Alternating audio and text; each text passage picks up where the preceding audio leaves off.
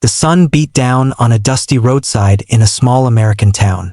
Beside an old pickup truck sat Maggie, a single mom with tired eyes and a brave smile.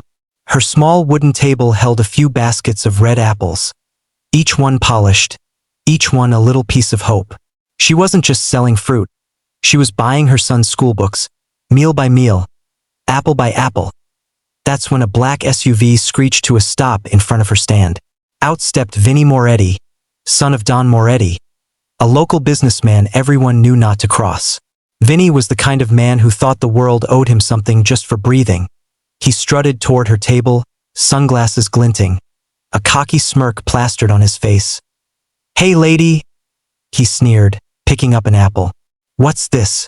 You charging $5 for these things? You robbing people or what?" Maggie kept her voice calm. "They're fresh from my farm. Just trying to make a living." Vinnie laughed, tossed the apple in the dirt, and leaned in close. "You think anyone cares about your little farm? Maybe pack up before I decide this spot's better for my new food truck." Her hands trembled as she gathered her fallen apples. "Please, I'm just trying to work, sir." Before Vinnie could reply, the distant growl of engines filled the air. 1, 2. Then 7 motorcycles rolled up, chrome glinting under the sun.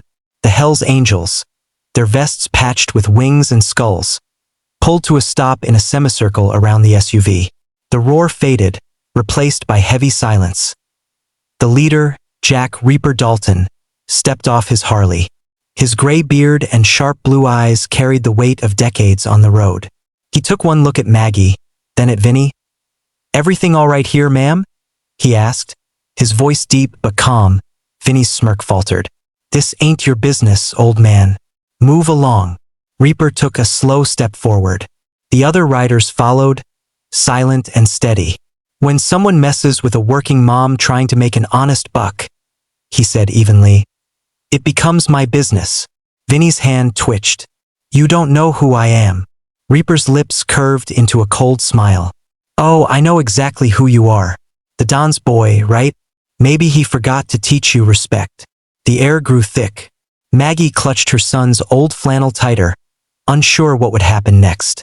Then Reaper knelt, picked up one of her dirt-covered apples, and wiped it on his vest.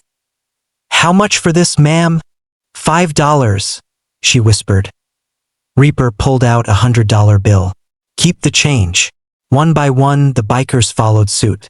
Each man dropped a bill on her table, buying an apple, a smile, a bit of her faith back. Soon, Maggie's basket was empty, her trembling hands full of crumpled bills. Vinnie stood frozen, face pale. "You're all crazy," he spat before storming back to his SUV as his tires kicked up dust and disappeared down the road. Reaper turned to Maggie. "Don't let punks like that scare you. You keep showing up. People notice." Her eyes welled with tears. "Thank you. I don't even know what to say." Reaper nodded once, swung his leg over his Harley, and started the engine. "Just keep those apples coming. They taste like courage." The roar of the motorcycles faded down the road, leaving behind a cloud of dust, and a woman who suddenly felt stronger than she ever had before. Because in that moment, Maggie realized something she'd almost forgotten. Kindness could still roar louder than fear.